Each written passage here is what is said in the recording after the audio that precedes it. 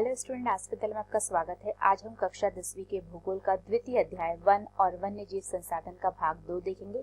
तो चलिए बच्चों स्टार्ट करते हैं।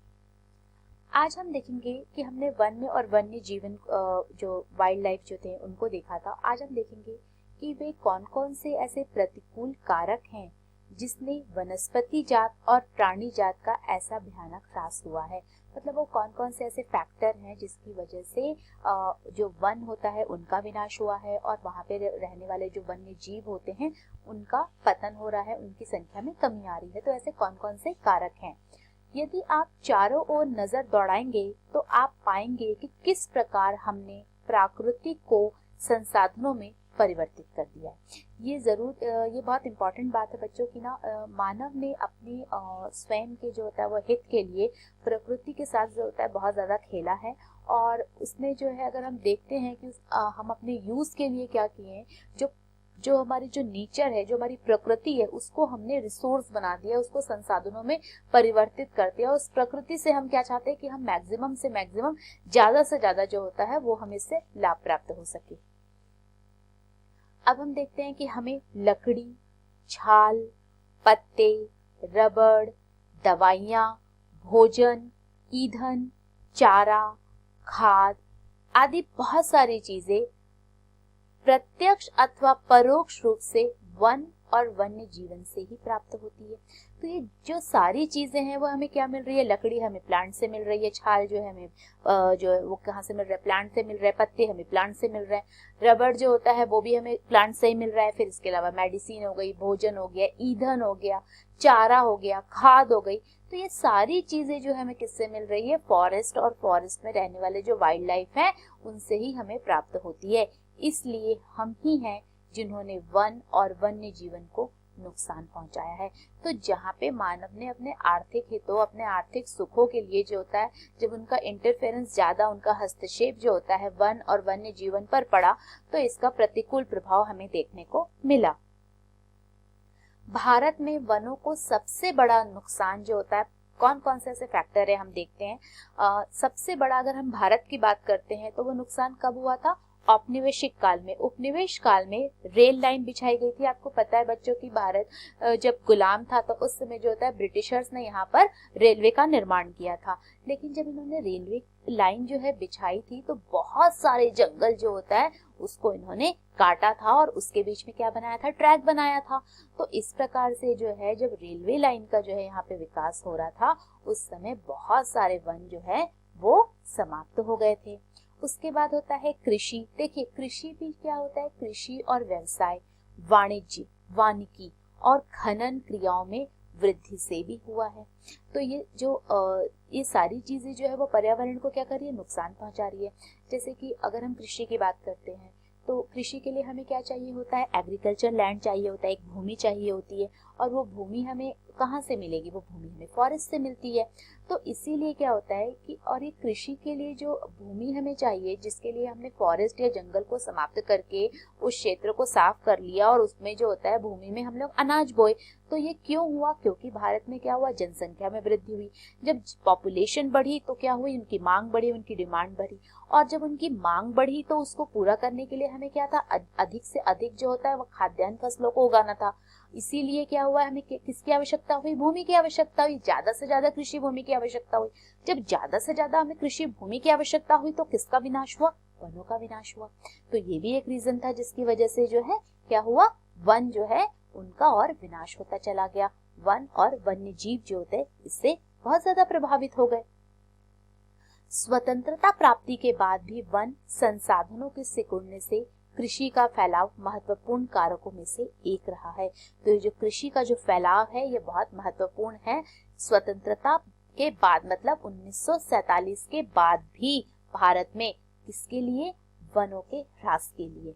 अधिकतर जनजातीय क्षेत्र विशेषकर पूर्वोत्तर और मध्य भारत में स्थानांतरी मतलब कि झूम खेती अथवा स्लैश और बर्न खेती के चलते वनों की कटाई या निम्नीकरण हुआ है। अब आप अधिकतर देखना, अगर हम बात करते हैं विशेषकर पूर्वोत्तर भारत की और मध्य भारत की, तो वहां पे हमें क्या देखने को मिलता है, स्थानांतरी मतलब एक स्थान से मतलब जो बदलती हुई जो झूम खेती होते, कभी यहाँ पे हमने खेती करी, कभी उसकी जगह जो है दूसरी जगह पर करी। स्लैश और बर्न खेती, इसको हम क्या बोल सकते हैं, देखो जो आदिवासी लोग विशेषकर जो होते हैं जो कि पूर्वोत्तर और मध्य भारत में पाए जाते हैं, तो वहां पे उन्होंने क्या करते हैं कि वो भूमि को, कृषि भूमि पाने के लिए, बच्चों इस बात को समझना कि वो कृषि करने के लिए उनको भूमि की आवश्यकता होती है, और इसके लिए वो क्या करते हैं, वो पूरे के पूरे जो जंगल होता है उसको जो है वो जला देते हैं। अब जब ये जंगल को जला रहे हैं तो जंगल को जला देते हैं, तो इससे क्या होता है कि एक तो क्या हो रहा है कि पूरी के पूरे जो होते हैं, जो वन होते हैं वो खत्म हो रहा है क्योंकि वो जंगल को जलाया जा रहा है। और सोचो, आप कल्पना करोगे कितना ज्यादा विनाशकारी है कि एक तो हम जंगल को समाप्त कर रहे हैं खेती के लिए, और दूसरी तरफ से हम क्या कर रहे हैं, उसको जला रहे हैं। तो आप सोचो कितना ज्यादा पर्यावरण प्रदूषण भी हो रहा है। तो इस प्रकार की जो खेती होती है उसके कारण पर्यावरण प्रदूषण भी हो रहा है, और वन्य जीवन जो होता है वो भी बहुत ज्यादा प्रभावित हो रहा है। अब इसके बाद जो एक फैक्टर है जो कि वनों और वन्य जीवन के लिए जो होता है ह्रास का एक मुख्य उत्तरदायी कारक है, वो है बड़ी विकास परियोजना। हम जानते हैं कि हम इलेक्ट्रिसिटी वगैरह के लिए, हाइड्रो पावर वगैरह को प्राप्त करने के लिए हम क्या कर रहे हैं, बहुत सारी जो होता है नदी घाटी योजनाएं जो है, बांध बना रहे नदियों पर, और उससे जो है इलेक्ट्रिसिटी उत्पन्न कर रहे हैं। लेकिन आप ये अंदाजा लगा सकते हैं कि इस डैम को, इस बांध को बनाने के लिए कितने हजार हेक्टेयर जो होता है भूमि जो है, जो वन भूमि है, उसे समाप्त कर दे जाता है। उन्हें जो होता है उनका विनाश करके जो है इस तरीके के प्रोजेक्ट जो है वे लाए जाते हैं। तो इससे वनों को कितना ज्यादा जो है वो प्रॉब्लम होता है, मतलब वन जो होता है उनका कितना ज्यादा ह्रास हो रहा है। आप देखिए, जब हम बात करते हैं 1952 से नदी घाटी परियोजनाओं के कारण 5000 वर्ग किलोमीटर से अधिक वन क्षेत्रों को साफ करना पड़ा। इनको पूरी तरह से साफ कर रहे हैं, इनको समाप्त कर रहे हैं, और यह प्रक्रिया अभी भी जारी है। और मध्य प्रदेश में आपको बता दूं, एमपी में 4 लाख हेक्टेयर से अधिक वन क्षेत्र नर्मदा सागर परियोजना के पूर्ण हो जाने से जलमग्न हो जाएगा। तो आप सोचिए कितना ज्यादा, मतलब हम लोग कितना ज्यादा जो है वो प्रकृति के साथ जो है वो हम क्या कर रहे हैं, मतलब इस तरीके की हम परियोजनाएं ला रहे हैं, वो ठीक है, लेकिन एक इस तरीके से लाएं जिससे कि वनों को बहुत ज्यादा नुकसान प्राप्त ना हो। वनों की बर्बादी में खनन ने भी बहुत महत्वपूर्ण भूमिका निभाई है। अगर हम बात करते हैं खनन मतलब कि क्या होता है बच्चों, माइनिंग। तो आप देखते हो कि जहाँ पे खनन का कार्य होता है, जहाँ पे माइनिंग होती है, वहाँ पे क्या होता है, बहुत ज्यादा मशीन वगैरह यूज की जाती है, और उसमें खुदाई होती है, और देखा जाता है कि बहुत अंदर तक खुदाई की जाती है, और उससे जो होता है मिनरल्स वगैरह हमें जो है वो प्राप्त होते हैं, जो भी खनिज वगैरह हमें मिलते हैं उससे। तो इसके कारण क्या होता है कि जब वहां पे बहुत ज्यादा जो आसपास की जो भूमि होती है, वहां पे जो भी पेड़ पौधे होते हैं, उसे हम पूरी तरह से जो होता है पहले उसको साफ कर देते हैं, उसे समाप्त कर देते हैं। तो खनन भी वनों की बर्बादी में एक महत्वपूर्ण भूमिका निभाते हैं। पश्चिम, इसका एक उदाहरण देख सकते हैं हम, पश्चिम बंगाल के बक्सा टाइगर रिजर्व जो है उसमें डोलोमाइट के खनन के कारण गंभीर खतरे में है वो। तो ये जो टाइगर रिजर्व का जो एरिया है, वहां पे डोलोमाइट के खनन के कारण जो है वो खतरे में पड़ गया है। इसने कई प्रजातियों के प्राकृतिक आवासों को नुकसान पहुंचाया है, और कई जातियां, जिसमें भारतीय हाथी भी शामिल है, के आवागमन मार्ग को बाधित किया है। तो आप देखिए कि इससे कितने ज्यादा वन तो वन, और वन के साथ साथ जो वन्य जीव जो हैं उनको भी इससे हानि और नुकसान पहुंच रहा है। बहुत से वन अधिकारी और पर्यावरणविद ये मानते हैं कि वन संसाधनों की बर्बादी में पशुचारण और ईंधन के लिए लकड़ी कटाई मुख्य भूमिका निभाते हैं। अब बहुत सारे जो पर्यावरणविद होते हैं और जो वन अधिकारी होते हैं, ये भी मानते हैं कि जो वनों का ह्रास हो रहा है, जो उनकी बर्बादी हो रही है, उसके लिए पशुचारण। आप जानते हैं कि बहुत सारे जो पशु होते हैं वो क्या खाते हैं, घास खाते हैं, तो उसको जो होता है चराने के लिए लोग जो है वनों में भेज देते हैं, और वहां पे वो क्या होता है, इतनी ज्यादा कभी कभी अति जो पशुचारण होता है इतना ज्यादा होता है, जिससे कि वहां की जो घास होती है, जो पेड़ पौधे होते हैं, उसको भी इससे हानि होती है, और वो भी समाप्त हो जाते हैं। इसके अलावा जो है ईंधन के लिए देखते हैं आपकी बहुत सारे लोग जो है वो क्या करते हैं कि वो वनों के अंदर भी रहते हैं, गांव में भी बहुत सारे लोग रहते हैं, तो उनको क्या होता है ईंधन के लिए, मतलब उनको खाना पकाने के लिए क्या जरूरत होता है, लकड़ियों की जरूरत होती है। तो एक तरीके से वो लकड़ियों को जो होता है वो ईंधन के रूप में यूज करते हैं, तो यह भी वनों की कटाई होती है। तो हमें शुरू में तो लगता है कि चलो ठीक है कुछ ही लकड़ी कट रही है, लेकिन आप ये सोच नहीं सकते हैं कि ऐसा देखते देखते कई वन जो है वो पूरे के पूरे नष्ट और तबाह हो जाते हैं।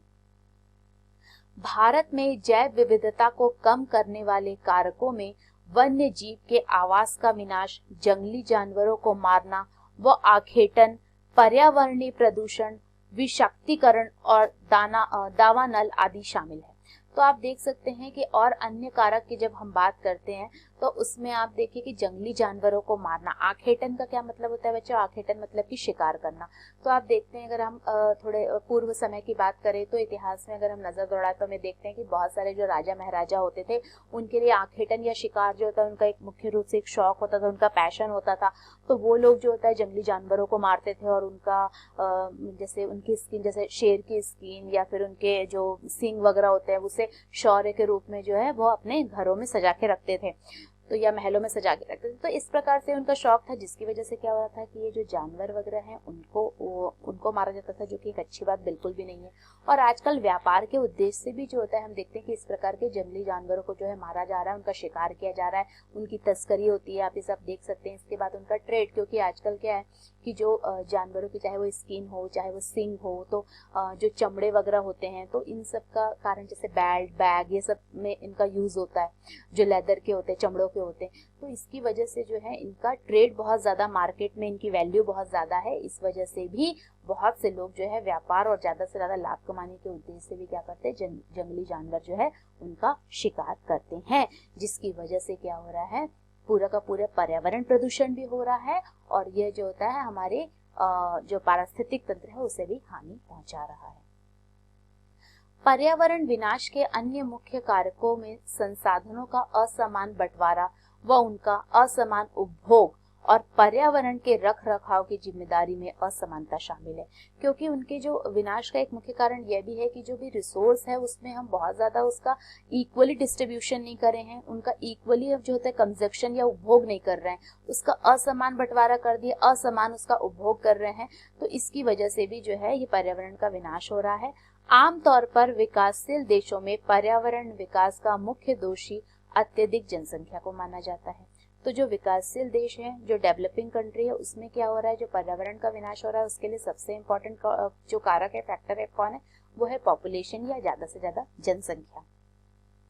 यद्यपि एक अमेरिकी नागरिक का औसत संसाधन उपभोग एक सोमाली नागरिक के औसत उपभोग से 40 गुना ज्यादा है, इसी प्रकार शायद भारत के 5% धनी लोग 25% गरीब लोगों की तुलना में अपने संसाधन उपभोग द्वारा पर्यावरण को अधिक नुकसान पहुंचाते हैं।